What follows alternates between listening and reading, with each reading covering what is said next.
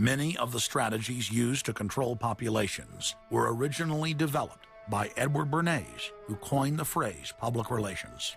Bernays said that if you manufacture an authoritative figure who repeats the same messages over and over, that this will appeal to the masses' subconscious desires. Yes, we can.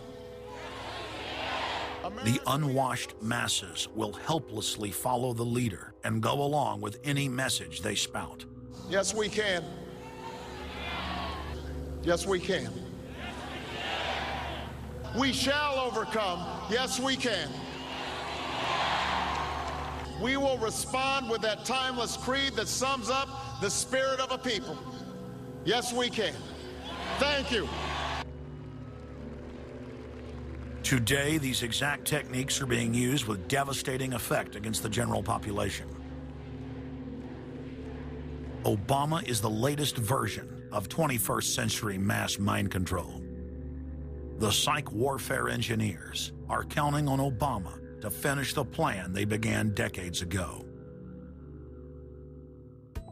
Beyond their plans to devastate the economy for global consolidation, a new international framework of draconian law is being constructed to establish a system of neo-feudalistic serfdom. Remember, it was Bill Clinton who gave us NAFTA. And it was Al Gore, the hero of the environmental movement, who was the hatchet man for the Clinton administration to cram NAFTA down the throats of a reluctant Congress. Now, this is a good deal for our country, Larry, and let me explain why. Al Gore, who carried the ball for NAFTA and GATT, is now one of the top standard bearers for the elite's agenda. I didn't interrupt you. Okay, now, guys. Then maybe it just... Is this... NAFTA. Why? Huge numbers of manufacturing jobs left Canada, came into the United States because of a 15% wage differential. We pay our workers less in Canada. Now, when you've got a 7-to-1 wage differential between the United States and Mexico, you will hear the giant sucking sound. No, there's a political lesson, there's a business lesson. Sorry. He serves as the front man for the carbon tax cap and trade scheme, which will not only increase taxes on every American, but will also transfer our national sovereignty and rights to a tyrannical world government, all in the name of saving the earth. Is the legislation that we are discussing here today, is that something that you are going to personally benefit from? If you believe that the reason I have been working on this issue for 30 years is because of greed, you don't know me. I've been willing to put my money where my mouth is. Do you think there's something wrong with being active in business in this country? I am simply asking for clarification. I'm proud of it. The relationship. I'm proud of it. My name's Dr. Tim Ball. I'm a climatologist. I have a PhD in climatology from the Queen Mary College, the University of London, England. And I've been studying climate both with my 9 years in the Canadian Air Force, where it was essential to flying, and then after that at the university. So it's essentially been the whole theme of my career. Initially called climate skeptics. I said, but all scientists are skeptics. If you're not a skeptic, you're not a scientist. And then when that didn't work, then they came out with the charge that we were climate change deniers. And I remember when I was first called a denier, and it was in the Times of London and England. And of course, the word denier was clearly deliberately chosen because of the Holocaust connotations of that term. So it was not only a charge that you were ignoring the truth, but you were doing it in a very evil way.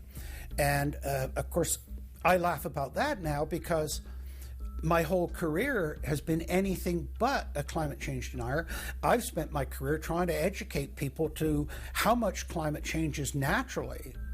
So I'm anything but a denier, but of course that is part of the politics. Under the Nazis, there was something called race science. They had a lunatic theory of eugenics, the Aryan heritage, and all the rest of this. Absolute crackpot pseudoscience. There was no empirical measure or empirical test for the validity of those theories. They simply asserted them, and if you were a professor who stood up to them, then the Gestapo would come and take you away.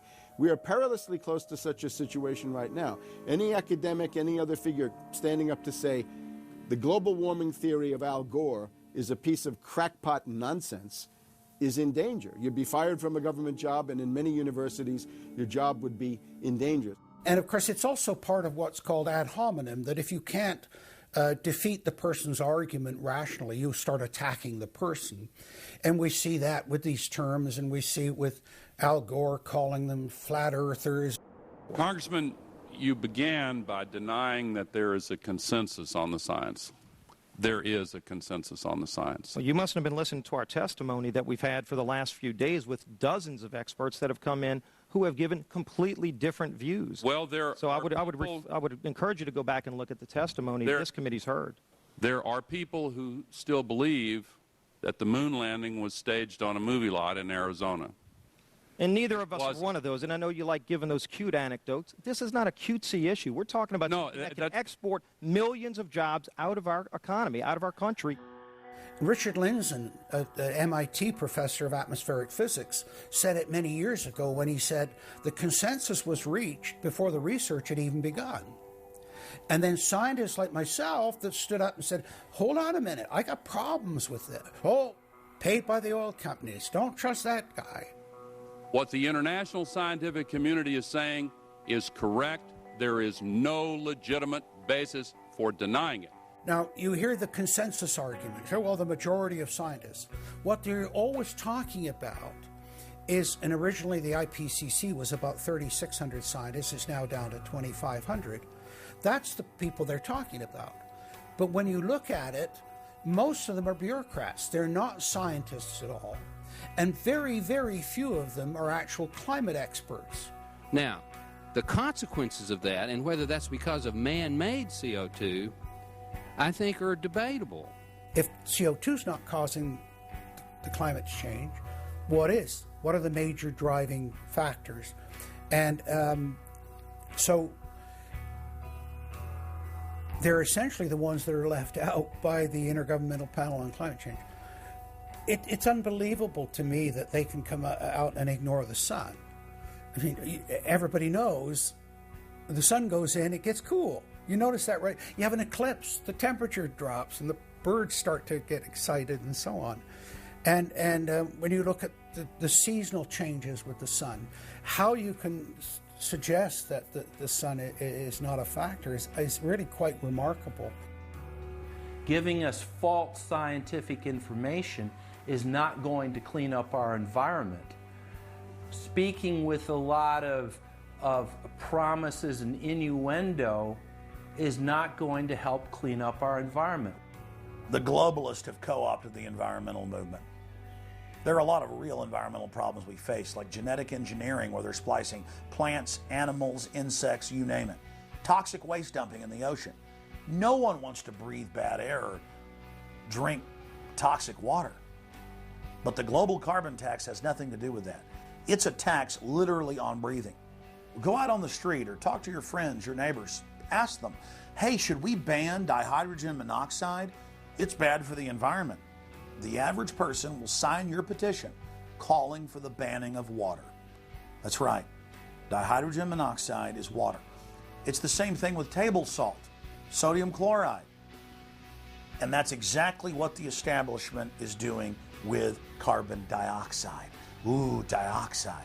It has this scary sounding name. But the truth is, it's one of the 4 elements of life on this planet. Oxygen, carbon dioxide, water, and sunlight. And if the establishment can tax and list as a toxic waste one of those basic 4 building blocks of life, carbon dioxide, they can regulate and control every facet of our lives and shut down any businesses that aren't part of their New World Order.